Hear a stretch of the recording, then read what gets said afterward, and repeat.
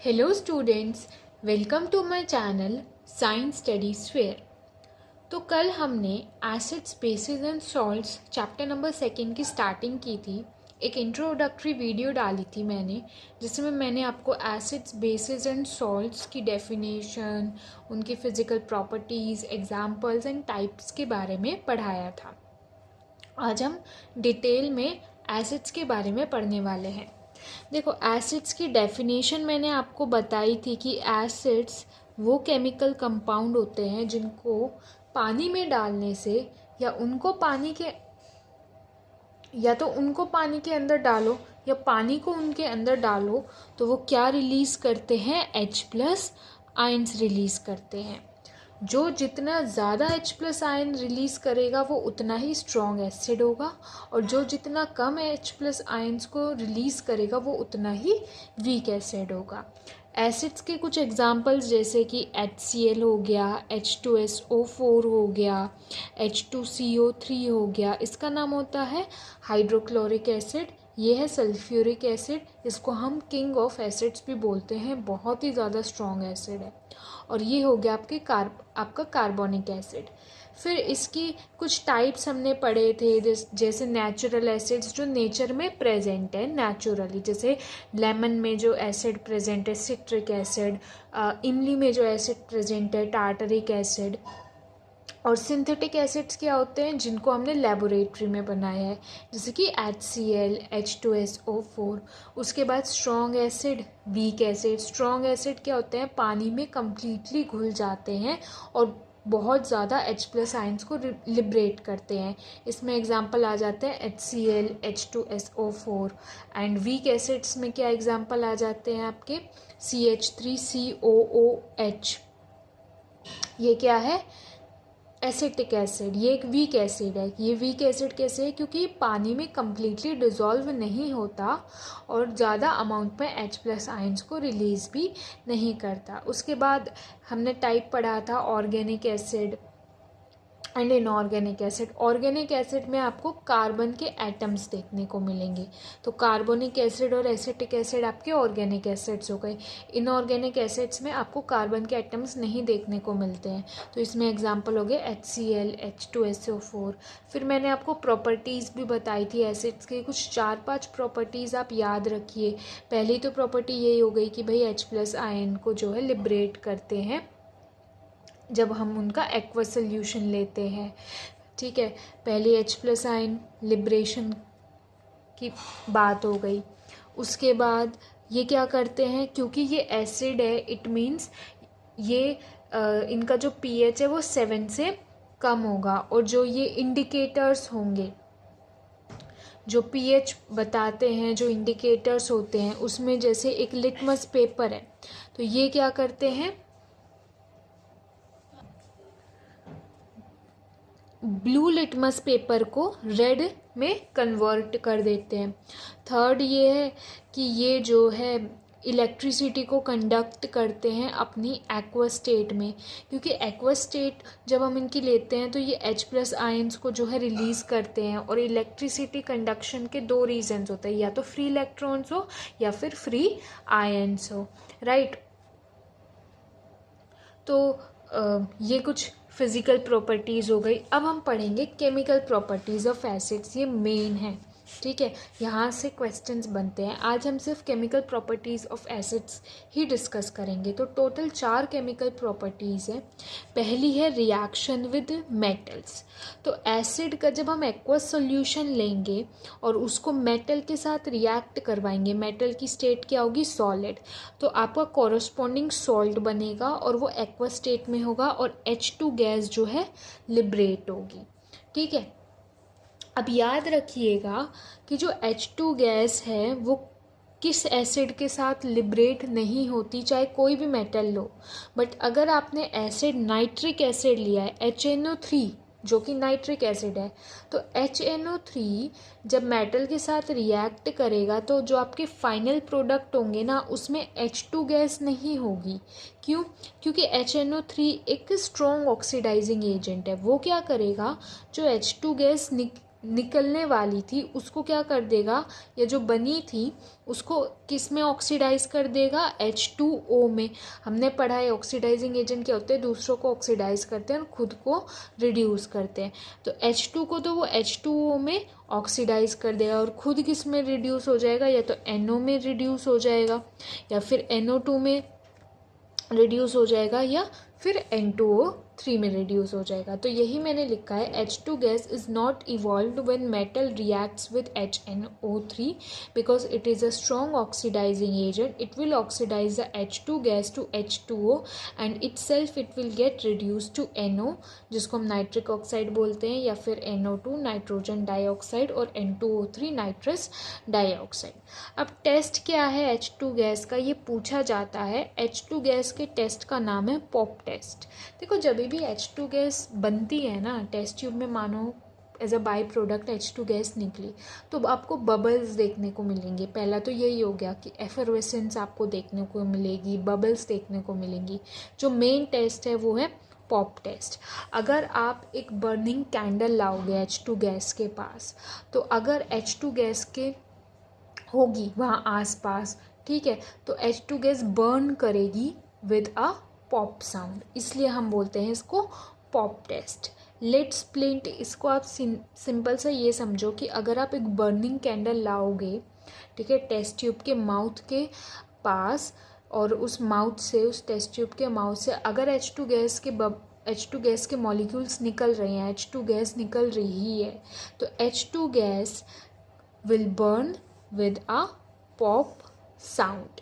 और ये pop sound क्यों प्रोड्यूस होती है, क्योंकि देखो अगर कोई कैंडल है, अगर वो बर्न हो रही है, इट मीन्स उसका कंबशन हो रहा है, वो O2 गैस के साथ रिएक्ट कर रही है, तो H2 गैस निकल रही है, और जब वो O2 के साथ रिएक्ट करेगी, ठीक है, तो वो मतलब जो भी प्रोडक्ट बनेगा, तो वो बेसिकली इसके साथ जब मिलती है, जब इसके साथ रिएक्ट करती है, तो वो एक पॉप साउंड देती है, ठीक है। अब ये जो बेस रिएक्शन थी, इसके कुछ एग्जांपल्स ये हैं, जैसे जिंक सॉलिड लिया, उसको H2SO4 का एक्वस सॉल्यूशन से रिएक्ट करवाओगे, तो देखो ये Zn और SO4 का तो सॉल्ट बन जाएगा और H2 गैस बाहर निकल जाएगी, ठीक है। अब देखो मैंने यहाँ लिखा है copper solid plus H2SO4 aqueous, तो हमें सॉल्ट और H2 गैस नहीं मिली, हमने लिखा नो रिएक्शन। क्यों, देखो सारे के सारे मेटल्स एसिड के साथ रिएक्ट करके H2 गैस नहीं देते हैं। देखो एट द एंड हमें क्या करना है, ये जो भी मेटल है वो इस हाइड्रोजन के एटम्स को रिप्लेस कर रहा है इस कंपाउंड से, और वही मेटल्स इस हाइड्रोजन के एटम्स को रिप्लेस कर पाएंगे उसके कंपाउंड से जिस एसिड में वो प्रेजेंट है, जो इस हाइड्रोजन गैस से ज़्यादा रिएक्टिव है। तो अगर देखो potassium, sodium, barium, calcium, magnesium, aluminium, zinc, iron, निकल, टिन और लेड, ये सब क्या है, हाइड्रोजन एटम से ज़्यादा रिएक्टिव है। तो ये सब क्या कर देंगे, हाइड्रोजन एटम को रिप्लेस कर देंगे उसके कंपाउंड से। हमने ये चैप्टर 1 में शायद पढ़ा होगा, नहीं पढ़ा होगा तो याद रखिएगा कि हाइड्रोजन से पहले जितने भी मेटल्स आ रहे हैं वो तो रिएक्शन देंगे, वो तो सोल्ट एंड H2 गैस देंगे, लेकिन इसके बाद के जितने भी मेटल्स हैं ना इस हाइड्रोजन के बाद के, वो कम रिएक्टिव है हाइड्रोजन से, तो वो कोई भी रिएक्शन नहीं देंगे। ये हमने डिस्प्लेसमेंट रिएक्शन में पढ़ा था, है ना, कि एक मेटल दूसरे मेटल को उसके कंपाउंड से डिस्प्लेस करता है, ठीक है। तो एक मेटल दूसरे, यहाँ हाइड्रोजन कोई मेटल नहीं है, यहाँ वही बात हो गई कि एक मेटल दूसरे एलिमेंट को उसके कंपाउंड से क्या कर रहा है, रिप्लेस कर रहा है। तो कॉपर तो हाइड्रोजन के बाद आता है रिएक्टिविटी सीरीज में, इसलिए यहाँ कोई रिएक्शन नहीं होगी। अगर हम पोटेशियम या फिर सोडियम के साथ रिएक्शन करवाएंगे, जैसे हम मान लेते हैं ये, तो क्या प्रोडक्ट बनेगा, तब बनेगा KCl का एक्वस सॉल्यूशन प्लस H2। अब बैलेंस करना पड़ेगा, तो यहाँ ये आपका प्रोडक्ट होगा एंड ये रिएक्शन होगी। तो ये भी क्वेश्चन पूछा जाता है, ऐसे पूछ लेंगे, कोई भी मेटल दे देंगे, एसिड दे देंगे, पूछेंगे प्रोडक्ट बताओ, तो कुछ केसेस में नो रिएक्शन होगी। और वो कौन कौन से केसेस में नो रिएक्शन होगी? Cu, Hg, Ag, Au and Pt। Clear? अब हम पढ़ेंगे reaction of acid with metal carbonates and metal bicarbonates. Metal bicarbonates का ही दूसरा नाम है मेटल हाइड्रोजन कार्बोनेट। ये याद रखिएगा कि मेटल बाइकार्बोनेट का दूसरा नाम क्या है? Metal hydrogen carbonate. अब देखो, एसिड का जब एक्वस सोल्यूशन लोगे, अब मेटल कार्बोनेट लो या मेटल बाइकार्बोनेट लो, तो क्या बनेगा? सॉल्ट बनेगा। एक्वस स्टेट में H2O वाटर और CO2 गैस बाहर निकलेगी। ये तो बेस रिएक्शन हो गई, ठीक है, जैसे मैंने आपको ऊपर यहाँ पे बेस रिएक्शन बताई थी, ये वाली, ठीक है। अब जैसे एग्जांपल देखते हैं, जैसे ये मैंने एसिड ले लिया, ठीक है, ये क्या है आपके? Metal carbonates. देखो मेटल कार्बोनेट्स क्या हो गए भाई? एक तो मेटल होगा और कार्बोनेट यानी CO3 होगा, ठीक है। अब किसी भी आप मेटल का उसका कार्बोनेट बना सकते हो। जैसे हमने बोला सोडियम का हमें कार्बोनेट बनाना है, तो Na और CO3। तो मैंने आपको बताया था कि आयनिक कंपाउंड के फॉर्मूले कैसे बनाते हैं। देखो CO3 पे चार्ज क्या होता है? 2 नेगेटिव और Na पे 1 पॉजिटिव। तो यहाँ 2 आ जाएगा और यहाँ 1 आ जाएगा। तो ये क्या हो बन गया आपका? Sodium carbonate. ऐसे ही पोटेशियम कार्बोनेट, K पे 1 पॉजिटिव चार्ज और CO3 पे 2 नेगेटिव, तो 2 यहाँ एंड 1 यहाँ, तो ऐसे K2CO3। ऐसे ही हम अगर कैल्शियम या बैरियम, देखो दोनों पे, बैरियम पे 3 पॉजिटिव चार्ज होता है, यहाँ देखो बैरियम पे बैरियम पे 2 पॉजिटिव चार्ज होता है, सॉरी, और CO3 2 नेगेटिव, तो 2 यहाँ और 2 यहाँ कट, तो ये क्या बन जाएगा? BaCO3। ऐसे ही CaCO3, ये बेरियम कार्बोनेट, ही कैल्शियम का कार्बोनेट। तो ऐसे आप किसी भी मेटल का कार्बोनेट बना सकते हो। तो सॉल्ट बनेगा, सॉल्ट क्या बनेगा यहाँ पे? NaCl का aqueous solution plus H2O liquid और CO2 गैस, तो लिबरेट होगी ही। तो ये दोनों प्रोडक्ट तो मिलेंगे ही मिलेंगे आपको। ये सॉल्ट वेरी करेगा, एसिड कौन सा लिया है आपने और मेटल कार्बोनेट कौन सा लिया है। अब ये आपको रिएक्शंस देखो याद करनी पड़ेंगी। इजी तरीका मैं बस इतना बता सकती हूँ कि भाई ये दोनों तो प्रोडक्ट में बनेंगे ही बनेंगे। अब सॉल्ट बनाने का तरीका देखो बहुत आसान है। ये सारे आयनिक कंपाउंड है, इनको तोड़ो, तो ये किस में टूटेगा? HCl किस में टूटेगा? देखो HCl प्लस Na2CO3, तो यहाँ क्या बन रहा है? NaCl plus H2O plus CO2। NaCl कैसे बना? ये दोनों प्रोडक्ट तो क्या है? सब में निकलेंगे। देखो HCl एक एसिड है, आयनिक कंपाउंड है, वो टूटेगा H पॉजिटिव और Cl नेगेटिव आयंस में। ये किस में टूटेगा? 2Na पॉजिटिव और CO3 2 नेगेटिव आयन में।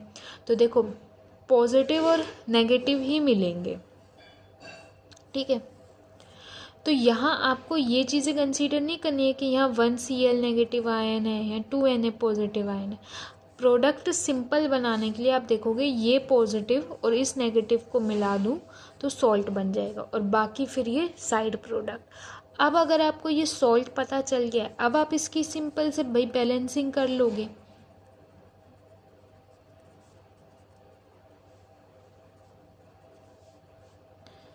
देखो यहाँ कितने 2 सोडियम एटम्स है, 3 ऑक्सीजन एटम है, 1 कार्बन एटम है।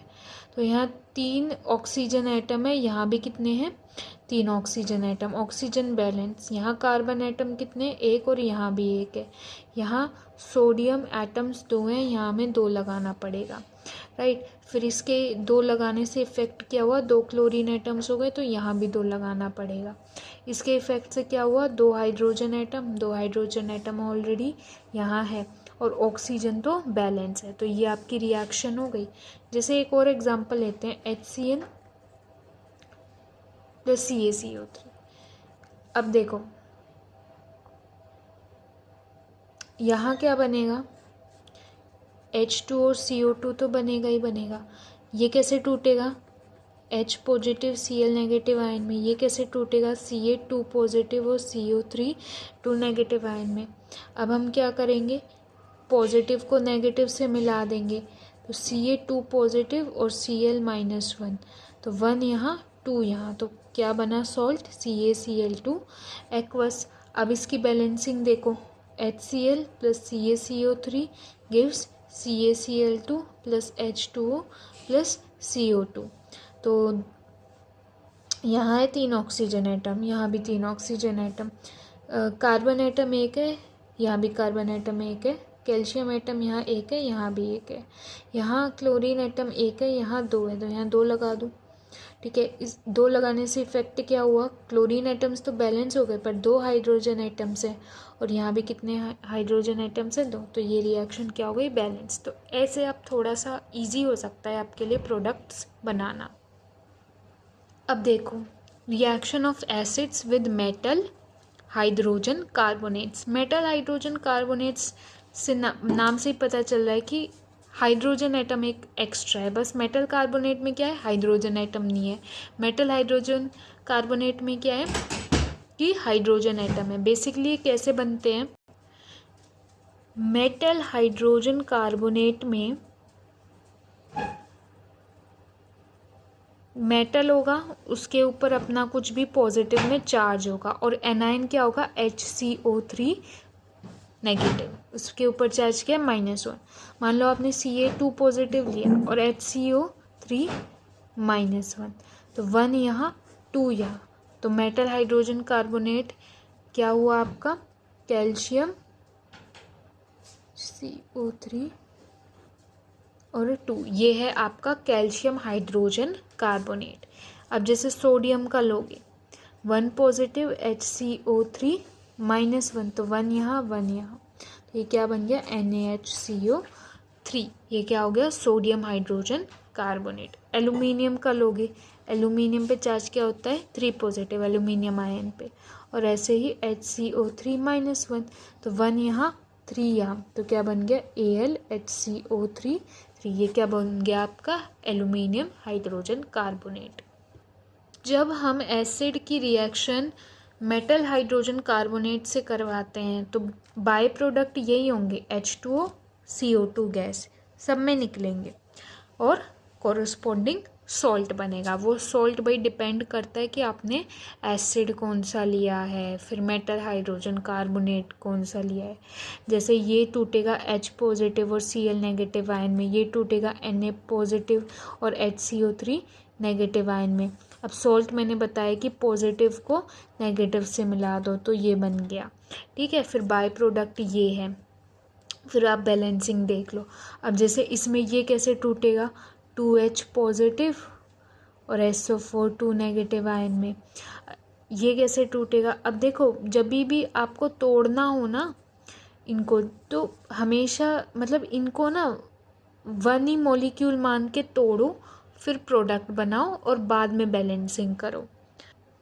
जैसे ये है H2SO4 एक्वस प्लस NaHCO3। अब ये बेस रिएक्शन लिख लो, यहाँ लिख लो कि CO2 निकलेगा प्लस H2O लिक्विड, और यहाँ सॉल्ट बनेगा, ठीक है। इसको सीधा अब यहाँ पे ना आप कुछ बैलेंसिंग के लिए कुछ भी मत लिखो, आप इसको सिंपली मतलब 1 मॉलिक्यूल मान के इनको तोड़ो, तो ये टूटेगा 2H पॉजिटिव और SO4 2 नेगेटिव में।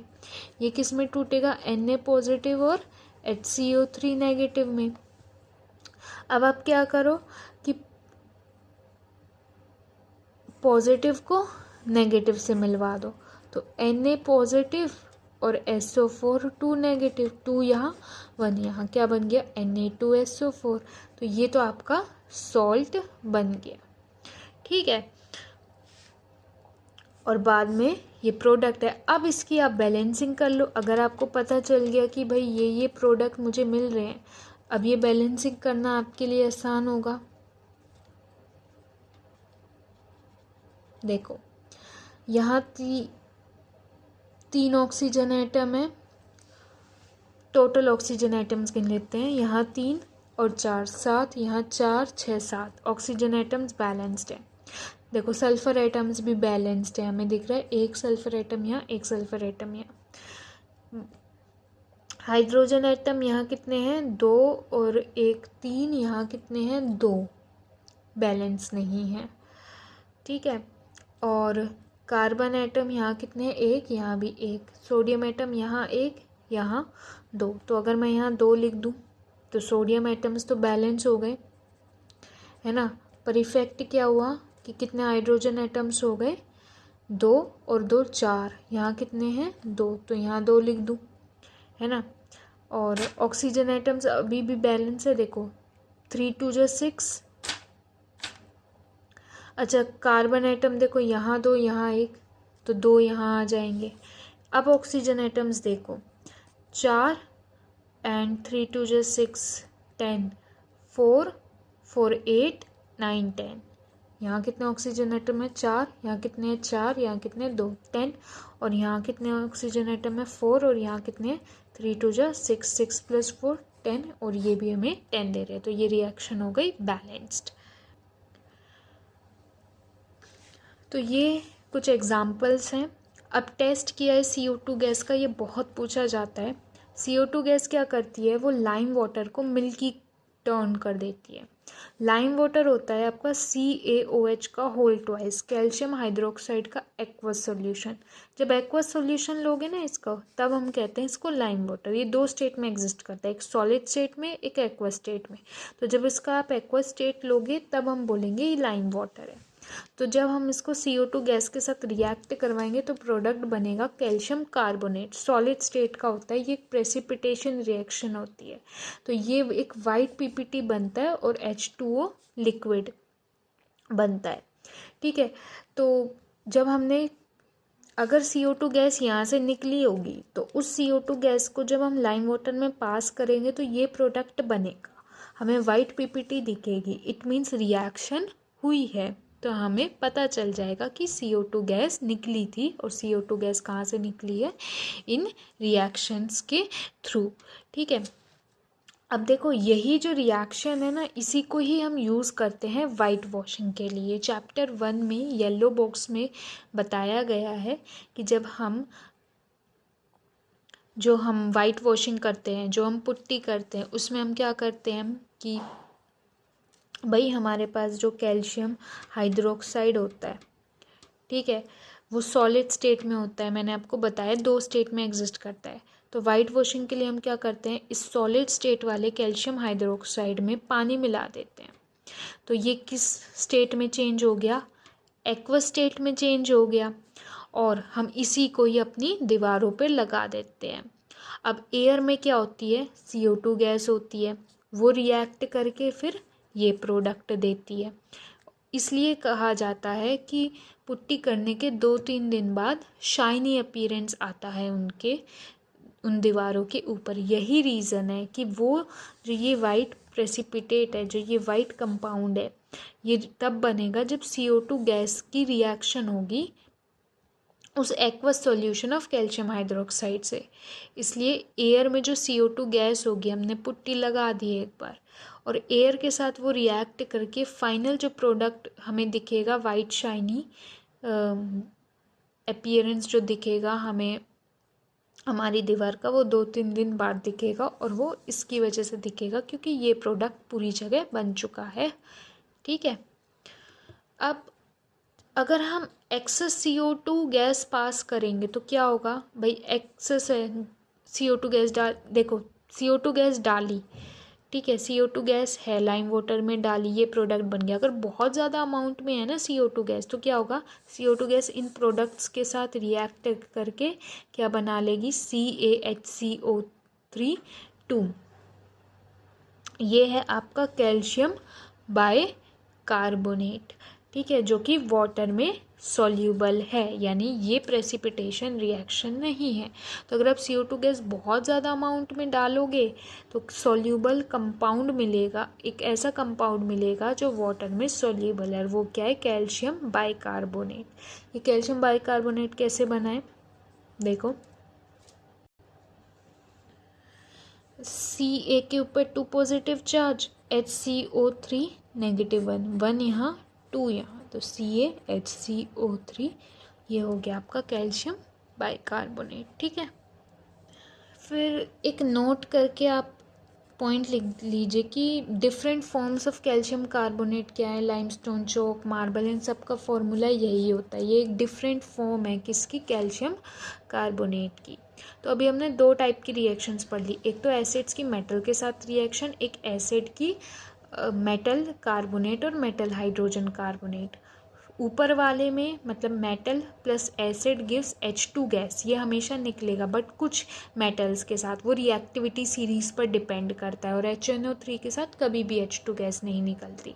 फिर मेटल कार्बोनेट और मेटल बाइकार्बोनेट के साथ एसिड को रिएक्ट करवाओगे तो CO2 गैस निकलेगी ही निकलेगी और कॉरस्पॉन्डिंग सॉल्ट बनेगा, और मेटल प्लस एसिड में भी सॉल्ट प्लस H2 गैस बनेगी ही बनेगी। तो अगर आप बेस रिएक्शन याद कर लेते हो और केमिस्ट्री की आपको थोड़ी बहुत नॉलेज है फॉर्मूलाज की, कैसे आयनिक कंपाउंड्स बनते हैं, कैसे प्रोडक्ट हम बनाएंगे, तो आप आसानी से 2-3 रिएक्शंस लिख सकते हो। फिर नेक्स्ट है reaction of acid and base. देखो मैंने कल ही पढ़ाया था सॉल्ट, जब हम पढ़ रहे थे कि सॉल्ट कैसे बनते हैं न्यूट्रलाइजेशन रिएक्शन से, जब बेस और एसिड को मिलाओगे तो सॉल्ट प्लस वाटर मिलेगा। मैंने बताया था कि सॉल्ट हमेशा न्यूट्रल नहीं होते, कुछ एसिडिक सॉल्ट होते हैं, कुछ बेसिक सॉल्ट होते हैं, कुछ न्यूट्रल सॉल्ट होते हैं। एसिडिक सॉल्ट कब बनते हैं, जब आप स्ट्रॉन्ग एसिड लोगे और वीक बेस लोगे। बेसिक सॉल्ट कब बनते हैं, जब आप स्ट्रॉन्ग बेस लोगे और वीक एसिड लोगे। न्यूट्रल सॉल्ट कब बनते हैं, जब आप स्ट्रॉन्ग एसिड और स्ट्रॉन्ग बेस लोगे। ये न्यूट्रल सॉल्ट जब भी बनेंगे तो एक्सोथर्मिक रिएक्शन होती है, ये हमने कल पढ़ाई था, और ये दोनों सॉल्ट जब बनते हैं तो रिएक्शन क्या होती है, एंडोथर्मिक रिएक्शन, राइट। कुछ एग्जांपल्स देख लीजिए, NaOH का एक्वस सॉल्यूशन लोगे प्लस HCl का एक्वस सॉल्यूशन लोगे तो NaCl प्लस H2O बनेगा। ऐसे ही एक और एग्जांपल आप ले सकते हो, H2SO4 को आप रिएक्ट करवा दोगे CaOH का होल ट्वाइस के साथ, तो क्या प्रोडक्ट बनेगा, CaSO4 प्लस H2। अब इसकी बैलेंसिंग देखें तो 2 हाइड्रोजन एटम और 2 हाइड्रोजन एटम यानी 4, तो यहाँ 2 लगा देते हैं। ऑक्सीजन एटम कितने हैं यहाँ, 2 और 4, तो 4 यहाँ है, तो ये एक बैलेंस्ड केमिकल रिएक्शन आप काउंट करके देख लीजिएगा, मैंने डायरेक्ट ही बैलेंस रिएक्शन लिख दी है। लास्ट जो केमिकल रिएक्शन एसिड की है वो है reaction of metallic oxides with acids. देखो मेटेलिक ऑक्साइड्स का जो नेचर होता है बेसिक होता है, ठीक है, बेस की तरह वो एक्ट करते हैं। देखो मैंने आपको कल ही बताया था कि एसिड्स वही नहीं होते जो H+ आयन को रिलीज़ करते हैं वाटर के अंदर। हायर क्लासेस में हम कुछ ऐसे कंपाउंड्स भी पढ़ते हैं जिनके अंदर हाइड्रोजन एटम नहीं है, और हम कह नहीं सकते कि वो H+ आयन को रिलीज़ करेंगे वाटर के अंदर, पर फिर भी वो एसिड की तरह बिहेव कर रहे हैं। तो एज एग्जांपल्स ये हैं मेटेलिक ऑक्साइड्स। इनके अंदर आपको OH नेगेटिव आयंस नहीं देखने को मिलेंगे मोस्ट ऑफ द कंपाउंड्स में, बट वो किसकी तरह एक्ट कर रहे हैं, बेसिक की तरह। देखो मेटेलिक ऑक्साइड्स के एग्जांपल, मेटल मीन्स कोई भी मेटल, उसका अपना चार्ज होगा, और ऑक्साइड मतलब O-2, तो Na1 + O-2 क्या बन जाएगा, Na2, है ना। एल्यूमिनियम लोगे तो एल्यूमिनियम का ये ऑक्साइड बनेगा, है ना। और मैग्नीशियम लोगे तो ये ऑक्साइड बनेगा, है ना। तो ये कुछ एग्जांपल्स हैं मेटेलिक ऑक्साइड्स के, ठीक है। अब ज़्यादातर मेटेलिक ऑक्साइड्स जो हैं बेसिक होते हैं नेचर में। कुछ ऑक्साइड्स होते हैं मेटेलिक जो एम्फोटेरिक होते हैं। एम्फोटेरिक ऑक्साइड्स वो ऑक्साइड्स होते हैं जो एसिड की तरह और बेस की तरह दोनों की तरह बिहेव करते हैं। उसके एग्जाम्पल्स होते हैं आपके एल्यूमिनियम का ऑक्साइड और जिंक ऑक्साइड। ये दो एग्जाम्पल्स होते हैं आपके एम्फोटेरिक ऑक्साइड्स। एम्फोटेरिक ऑक्साइड्स क्या होते हैं, जो एसिडिक बिहेवियर और बेसिक बिहेवियर दोनों बिहेवियर शो करते हैं। जब वो किसी एसिड के साथ रिएक्ट करेंगे तो वो बेस की तरह काम करेंगे। जब वो किसी बेस के साथ रिएक्ट करेंगे एम्फोटेरिक ऑक्साइड तो वो एक एसिड की तरह काम करेंगे।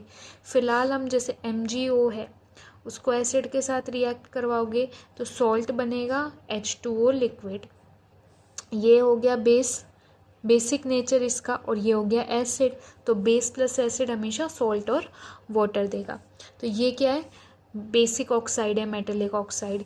ये भी एक तरीके का क्या है, कॉपर ऑक्साइड बेसिक ऑक्साइड है, मेटेलिक ऑक्साइड है। अब जिंक ऑक्साइड एक मेटेलिक ऑक्साइड है, पर ये एक एम्फोटेरिक ऑक्साइड है, याद रखिएगा, ठीक है। तो जब आप इसको रिएक्ट करवाओगे एसिड के साथ तो ये बेस की तरह काम करेगा, ठीक है। और ये रिएक्शन हो रही है, सॉल्ट और H2O बन रहा है। लेकिन जब आप इसको बेस के साथ रिएक्ट करवाओगे, जैसे आपने ये कर दिया, तो ये एक यहाँ पे एसिड की तरह बिहेव करेगा, ठीक है। और यहाँ पे भी फिर आपका जो है सॉल्ट बनेगा प्लस H2O लिक्विड बनेगा। बेस की रिएक्शंस हम नेक्स्ट वीडियो में देखेंगे। तो ये 4 टाइप की केमिकल प्रॉपर्टीज़ आपको एसिड्स की अच्छे से पढ़नी है, अच्छे से याद करनी है। आई होप आपको समझ आया होगा। If you like the video then please follow my channel, and also don't forget to share and subscribe my channel. Thank you so much for watching my video.